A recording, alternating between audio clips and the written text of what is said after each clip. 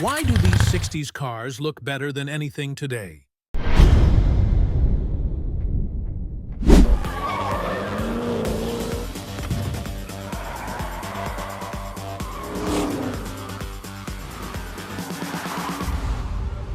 Have you ever wondered why some 60s muscle coupes still stop people in their tracks, even after more than half a century? Back when cars were drawn by hand, not software, Detroit didn't just build fast machines, they crafted rolling attitude, sharp edges, bold profiles, and a presence that didn't ask for respect, it demanded it. These weren't cars that followed trends. They were the trends. From shark-nose grills to stacked headlights and sweeping fastback lines, every detail shouted confidence. And when we asked real fans to vote on the coolest-looking 60s muscle coupes of all time, over 380 of you responded with passion and pride. In this video, we're counting down the top 10 coolest-looking muscle coupes of the 1960s, as voted by you. These aren't just cars, they're memories in metal frozen in time, but still burning rubber in our minds. So buckle up, hit that like button, subscribe if you love the golden era of American horsepower, and drop a comment if your favorite ride made the list, or if it got robbed. Let's fire up the nostalgia and ride straight into the past where muscle ruled and style was everything.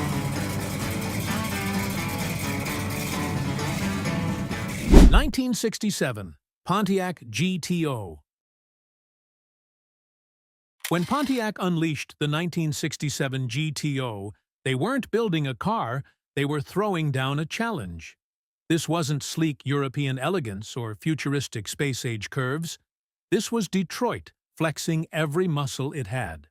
From the split grille that looked like it was gritting its teeth to the stacked quad headlights glaring like a boxer sizing up a fight, this car oozed aggression from every angle. And the sides, pure American steel, bent into a Coke bottle waistline that shouted, "Don't mess with me." It looked fast, it looked mean, and it was 100% stock. This isn't nostalgia talking. Out of 381 total votes, real fans made their choice clear. The 67 GTO grabbed 33%, topping our poll as the coolest-looking muscle coupe of the 1960s. One fan nailed it. The GTO had attitude right from the factory floor. And that's the key. No flashy add-ons, no exaggerated spoilers, just factory metal and Pontiac pride. They built this car like they were mad at the world, like someone told their design team, make something that scares people in the rearview mirror. And they did. In places like Puerto Rico and parts of South America, enthusiasts still hold on to these cars like family heirlooms, passing them down through generations, storing them under tarps, wrenching on them in backyard garages. It's not just a car, it's a legacy. The 67 GTO isn't just number one on this list, it's a reminder of when Detroit made cars that didn't apologize for anything. Bold, brash, and beautiful in the loudest way possible.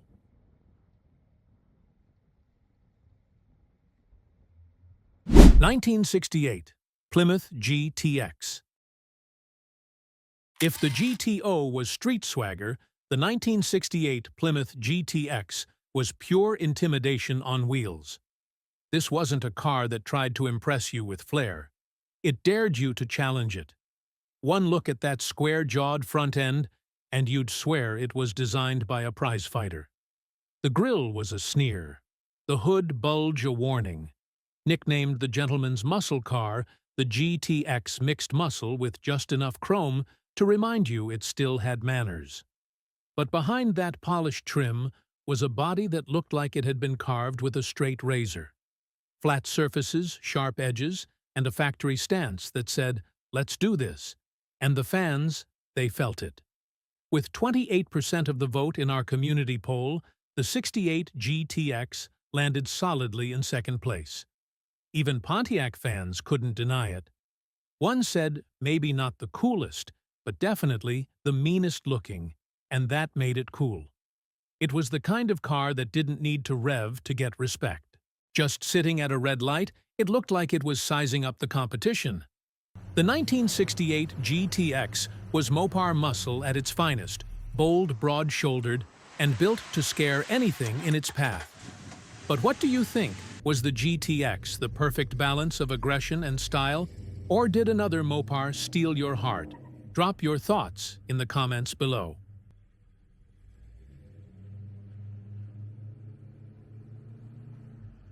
(1966) Ford Fairlane GT. Some cars are cool because they're flashy. Others, like the 1966 Ford Fairlane GT, are cool because they don't need to be. This was a car that didn't scream for attention, it earned it. Park one next to anything from the era, and it stood its ground without saying a word. No wild curves, no oversized badges, just crisp, square shoulders and the quiet confidence of a street brawler in a suit. The quad headlights, pure symmetry, the wide-set grille, all business. That long, lean body looked like it was shaped by a T-square, not a French curve. This wasn't designed for show. It was precision, plain and simple. And it wasn't just about looks. Underneath the steel was real muscle, a 390 cubic inch V8, an optional GT/A automatic, and the kind of road presence that made other cars flinch at stoplights. Ford didn't over-design it. They refined it. With 24% of your votes, the '66 Fairlane GT locked in third place, and rightly so. One fan even said I had a '67 GT/A, but the GTO's grille had more style. That honesty only proves one thing: you don't have to be loud to be legendary. The Fairlane GT didn't chase attention. It just got it.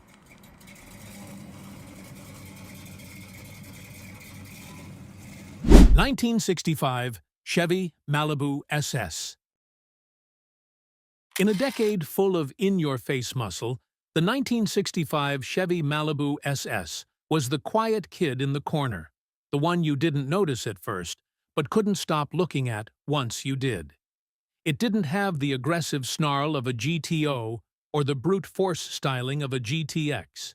Instead, the Malibu SS played it smooth. Subtle body lines, a tidy grille, just enough chrome to remind you it was still a super sport.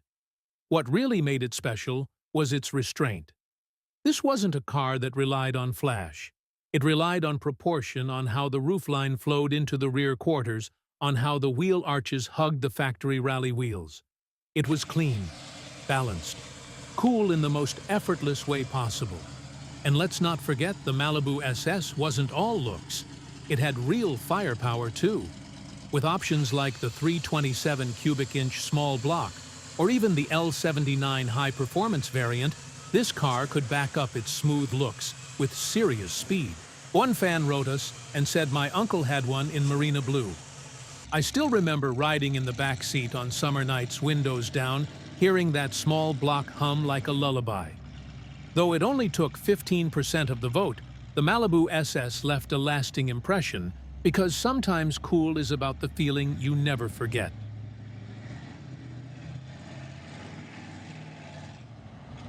(1965) Ford Mustang Fastback. It wasn't the biggest, it wasn't the loudest, but in 1965, the Mustang Fastback didn't need to be either. One glance at its sweeping profile, and America fell in love hard. That long hood, short deck, and sloping roofline weren't just design choices. They were destiny. This was the car that redefined what a muscle coupe could look like. While the standard Mustang coupe was already making headlines, the Fastback was something else entirely. It looked like it was moving even when parked.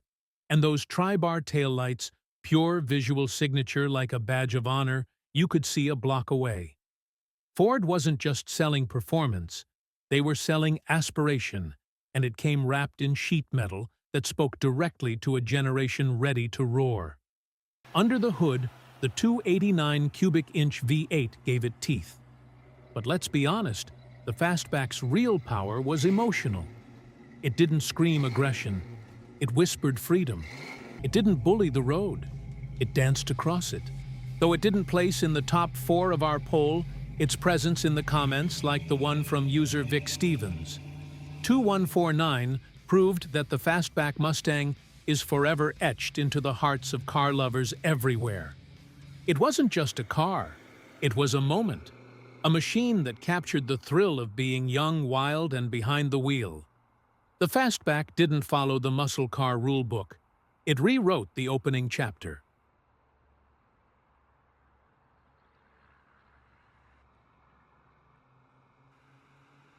1969 Dodge Charger RT. If there was ever a muscle coupe that looked fast, just sitting still, it was the 1969 Dodge Charger RT. This wasn't just a car, it was a cinematic masterpiece on wheels. Long, low, and lean, the Charger's Coke bottle silhouette and hidden headlights gave it a look that was both menacing and mesmerizing. Dodge didn't design the Charger to blend in. They built it to dominate both street and screen. The front end, with that wide rectangular grille and vacuum-operated headlight doors, looked like it was staring you down. And that sweeping roofline, it flowed into the rear quarters like a fighter jet poised for liftoff. Under the hood, buyers could choose from a lineup of serious muscle, including the 440 Magnum or the legendary 426 HEMI. But even before it roared, the Charger made a statement, bold, unapologetic, and unmistakably Dodge. While it didn't crack the top 3 in our poll, its influence is untouchable. From the Dukes of Hazzard to Bullitt, this car became a symbol of American muscle rebellion. Have you ever had the chance to sit behind the wheel of a '69 Charger RT, felt that long nose stretch out in front of you as the V8 growled to life? If you've driven this time machine from Detroit's golden era, tell us in the comments. We want to hear your story. 1967 Chevrolet Impala SS. Before it became a pop culture legend on the small screen, the 1967 Chevy Impala SS was already turning heads at every stoplight. This wasn't just a full-size muscle car, it was a rolling contradiction, big, elegant, and somehow still intimidating. The long body flowing fender lines and formal roofline gave it a luxury silhouette, but the Supersport badge let you know it had plenty of bite beneath the beauty. From the front, the '67 Impala SS hit hard with hideaway headlights tucked into a wide, aggressive grille, a design touch that made the car look like it was squinting with purpose. Out back, the triple taillights were clean, symmetrical, and iconic in their own right. Factor in the SS-specific badging, subtle chrome accents, and those handsome factory rally wheels, and you've got one of the most refined factory muscle cars of the decade. Under the hood, options ranged from a small block 327 all the way up to the thunderous 427 big block, delivering both cruise night class and quarter-mile chaos. It was a muscle coupe built for drivers who didn't want to shout but weren't afraid to be seen. It may not have topped our poll, but the '67 Impala SS still holds a unique place in muscle car history, a stylish heavyweight that proved brawn and beauty could absolutely share the same badge.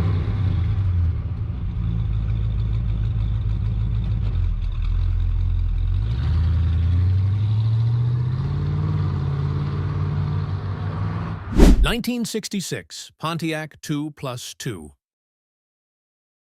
Picture this, a Boulevard at Sunset engine rumbling low, and a massive Pontiac 2+2 gliding past like it owns the road. Not tearing it up, not showing off, just making everything else look like it's trying too hard. The 1966 Pontiac 2+2 didn't need decals or wild curves. Its muscle was measured in steel scale and that unmistakable long nose silhouette. Often overshadowed by its little brother, the GTO, the 2+2, was a different kind of beast, one that blended Detroit muscle with full-size dominance. With stacked headlights, a squared-off grille, and just the right amount of chrome to say I've arrived, it carried itself like a heavyweight in a silk robe. But make no mistake, under the hood, the 421 cubic inch V8 meant business, especially when paired with the high output package and 4-speed manual. Inside, it was all Pontiac luxury bucket seats, wood grain trim, and enough space to stretch out, even while the tack climbed into the red. The 2+2 wasn't built for high school drag strips. It was built for men who wanted muscle without losing maturity. A car for those who'd outgrown boyish burnouts, but still wanted to dominate the street with authority and class. The message was simple: I don't shout, I don't beg, I just lead.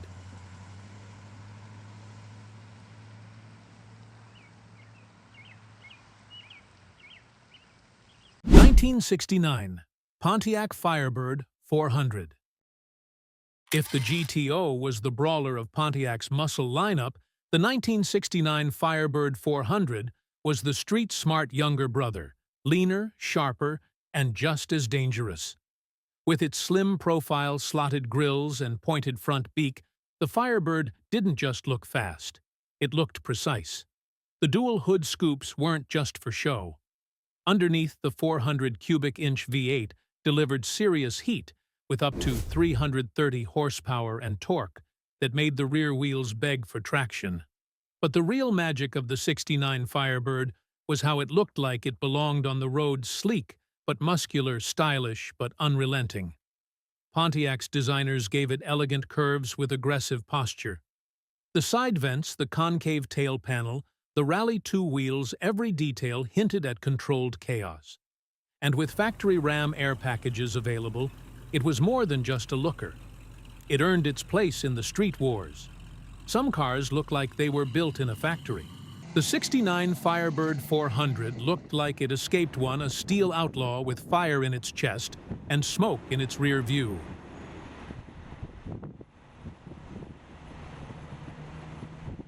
(1968) AMC AMX.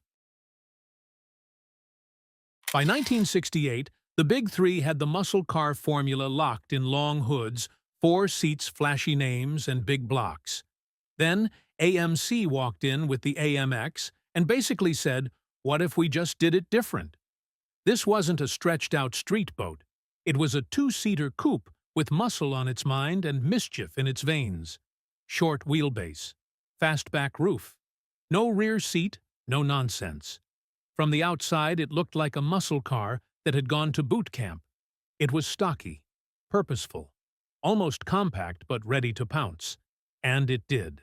With a 390 cubic inch V8 as the top option, the AMX could put its power down just as well as the big guys, but with fewer pounds to carry. This wasn't just a muscle coupe. It was AMC's middle finger to convention. The front end had that no BS grille flanked by tightly set quad headlights that looked like eyes squinting before a fight. It didn't need flashy stripes or exaggerated flares, just stance, steel, and raw intent. And while it didn't grab a huge percentage in our poll, it remains one of the boldest styling risks of the decade, a car that carved its own path and never asked for permission.